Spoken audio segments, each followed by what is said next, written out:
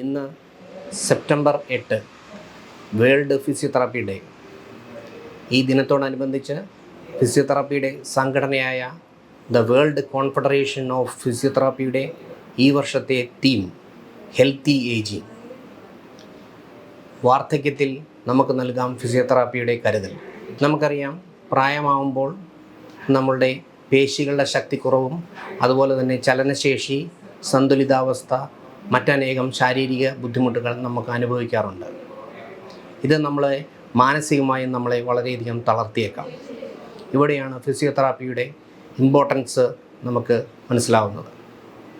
ചിട്ടയായ വ്യായാമത്തിലൂടെ നമ്മളുടെ പേശികളുടെ ബലം വർദ്ധിപ്പിക്കുകയും ഫിസിയോതെറാപ്പിയിലുള്ള പലതരം ട്രീറ്റ്മെൻറ്റുകൾ ഉപയോഗിച്ച് വേദന കുറയ്ക്കുകയും ഈ പ്രായമായവരെ നമ്മൾക്ക് സാധാരണ ജീവിതത്തിലേക്ക് തിരിച്ചു കൊണ്ടുവരാനും നമുക്ക് സാധിക്കും. Ageing is not a burden, we can turn to be a blessing. വാർദ്ധക്യം ഒരു ബാധ്യതയായി കാണാതെ അത് നമുക്കൊരു അനുഗ്രഹമായി മാറ്റുവാൻ ഞങ്ങൾ ഫിസിയോതെറാപ്പിസ്റ്റുകൾ നിങ്ങളോടൊപ്പം എന്നും ഉണ്ടാവും. ഈ ദിവസത്തിൻ്റെ എല്ലാവിധ ആശംസകളും ഞാൻ നേർന്നുകൊണ്ട് നിർത്തുന്നു. Thank you. ഞാൻ ഡോക്ടർ ജോസ് ചാക്കോ പെരിയപ്പുറം, എറണാകുളം ലിസി ഹോസ്പിറ്റലിലെ കാർഡിയോതൊറാസിക് സർജൻ.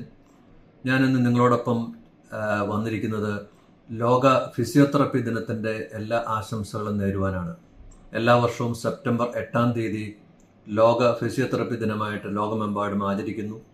ഈ വർഷത്തെ ആ ദിവസത്തെ സമൂഹത്തിനുള്ള സന്ദേശം എന്ന് പറയുന്നത് ഹെൽത്തി ഏജിങ്, അതുപോലെ തന്നെ പ്രിവെൻഷൻ ഓഫ് ഫ്രൈലിറ്റി എന്നീ രണ്ട് കാര്യങ്ങളാണ്. ആരോഗ്യപരമായിട്ട് എങ്ങനെ വാർദ്ധക്യത്തിലേക്ക് നമുക്ക് പ്രവേശിക്കാം, അതുപോലെ തന്നെ ശരീരത്തിൻ്റെ ദുർബലത നമ്മൾക്ക് എങ്ങനെ അകറ്റാം, ഈ രണ്ട് സന്ദേശങ്ങൾ നമ്മുടെ സമൂഹത്തിന് നൽകുവാനാണ് ഈ വർഷത്തെ ലോക ഫിസിയോതെറാപ്പി ദിനം നാം ആചരിക്കുന്നത്. നമ്മൾക്കറിയാം, ഈ ഫിസിയോതെറാപ്പിസ്റ്റ് എന്ന് പറയുന്ന വിഭാഗം ആളുകൾ നമ്മുടെ സമൂഹത്തിൻ്റെ ഏറ്റവും പ്രധാനപ്പെട്ട ഒരു വിഭാഗമാണ്. നമ്മുടെ ആരോഗ്യത്തെ സംരക്ഷിക്കുവാനും നമ്മളുടെ ശരീരത്തിലെ എല്ലാ സന്ധികൾക്കും മാംസപേശികൾക്കുമെല്ലാം ആരോഗ്യം നൽകുന്ന സന്ദേശങ്ങൾ നമ്മൾക്ക് നൽകുവാനും വേണ്ടി അവർ ചെയ്യുന്ന പ്രവർത്തനം വളരെ ശ്ലാഘനീയമാണ്. അവർക്ക് എല്ലാ ആദരവുകളും അർപ്പിച്ചുകൊണ്ട് ഈ ലോക ഫിസിയോതെറാപ്പി ദിനത്തിൻ്റെ ആശംസകൾ ഒരിക്കൽ കൂടി ഞാൻ നേരുകയാണ്.